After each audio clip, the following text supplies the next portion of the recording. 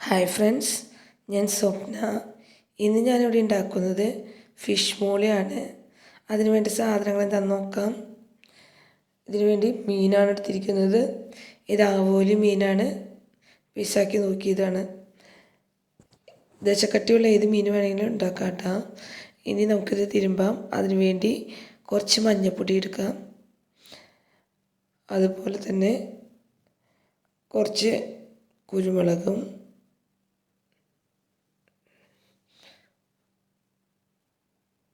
കുറച്ച് ഉപ്പും കുറച്ച് ചെറുനാരങ്ങ നീരും കൂടിയിട്ട് തിരുമ്പി വയ്ക്കണം. മീനിൽ പിടിക്കാവുന്ന ഉപ്പ് പിന്നെ ചെറുനാരങ്ങ നീര് ഇതെല്ലാം കൂടി നന്നായിട്ട് തിരുമ്പി ഒരു അരമണിക്കൂറെങ്കിലും വെച്ച് കഴിഞ്ഞാലാണ് ഇതിന് ടേസ്റ്റ് കൂടുള്ളൂ. ഇതിലെല്ലാം പിടിക്കണം. അതിനുവേണ്ടി വേറെ ഒന്നും വേണ്ട, ഇത് കൂട്ടി തിരുമ്പി വെച്ചാൽ മതി.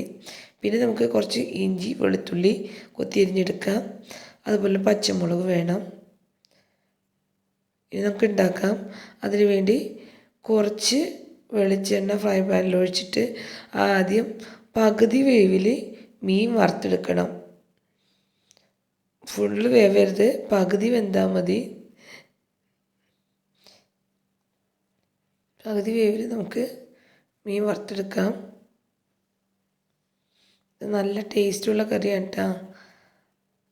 അതുപോലെ തന്നെ പിന്നെ ഞാൻ പറയട്ടെ, ഈ കറി നല്ല കുറുകുറുന്നായിരിക്കും ഇരിക്കുക, നല്ല കട്ടിയിൽ. അത് കട്ടി കൂട്ടാൻ നമ്മളെന്ത് ചെയ്യാന്ന് വെച്ചാൽ കോൺഫ്ലവർ കലക്കി ഒഴിക്കുകയാണ് ചെയ്യണേ. പക്ഷെ ഞാനിപ്പോൾ നമ്മൾ വീട്ടാവശ്യത്തിനായതുകൊണ്ട് കോൺഫ്ലവർ കലക്കി ഒഴിക്കണില്ല കേട്ടോ. നമ്മൾ വെറും തേങ്ങാപ്പാൽ മാത്രം ഒഴിക്കണുള്ളൂ. ഇപ്പം മീനൊരുവിധം പാകമായിട്ടുണ്ട്, നമുക്കെടുത്ത് മാറ്റാം.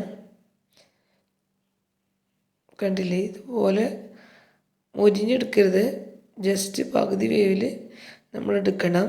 ഇനി നമുക്ക് ഈ വെളിച്ചെണ്ണയിൽ തന്നെ നമ്മൾ അരിഞ്ഞു വെച്ചിട്ടുള്ള വെളുത്തുള്ളി, ഇഞ്ചി, അതുപോലെ തന്നെ പച്ചമുളക് ഇതെല്ലാം ഇട്ട് നമുക്ക് വാട്ടിയെടുക്കണം.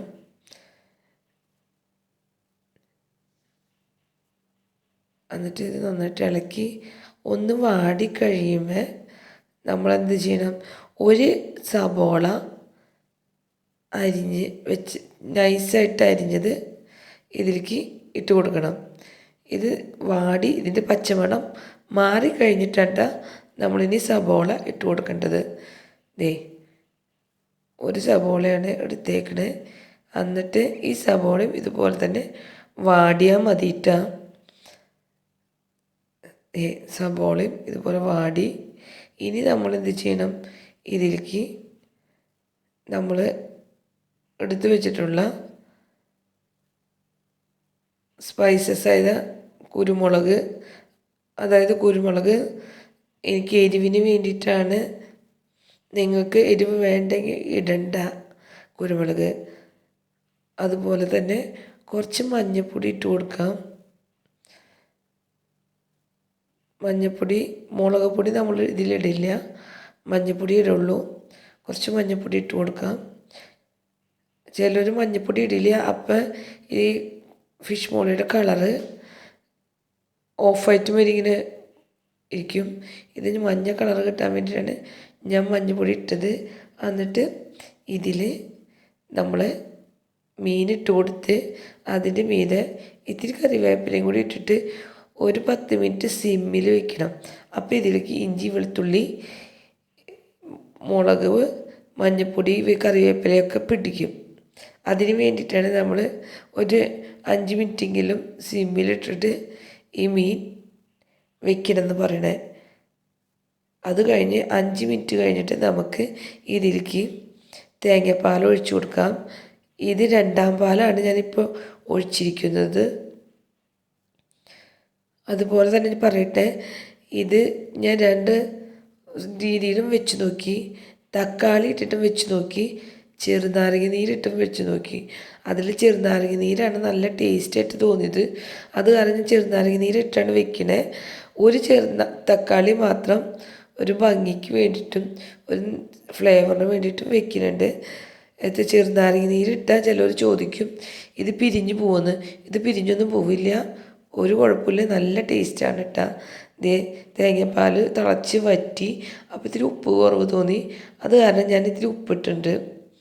എന്നിട്ട് ഇനി നമ്മളെന്ത് ചെയ്യണമെന്ന് വെച്ചാൽ ഇതിൽ ഇപ്പം തിളച്ച് ഒരുവിധമായിട്ടുണ്ട്. ഇനി ഇതിലേക്ക് ഞാൻ ഒരു ചെറുനാരങ്ങയുടെ പകുതി ചെറുനാരങ്ങ നീരാണ് ഒഴിച്ചു കൊടുക്കുന്നത്. ചെറുനാരങ്ങയുടെ പകുതി നീരൊഴിച്ച് കൊടുക്കുക. എന്നിട്ട് ഇതിൻ്റെ മീതെ ഞാൻ ഒരു തക്കാളിയാണ് ഇടാൻ പോണത്.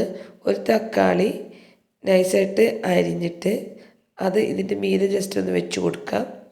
കറി നമ്മൾ ഓഫ് ചെയ്യാറേ, അത് കാരണം കേട്ടോ വെച്ച് കൊടുത്തിട്ട് ഇനി നമ്മൾ ഇതിൻ്റെ മീതെ നമ്മൾ എടുത്ത് വെച്ചിട്ടുള്ള തനിപ്പാലാണ് ഒഴിക്കാൻ പോകുന്നത്.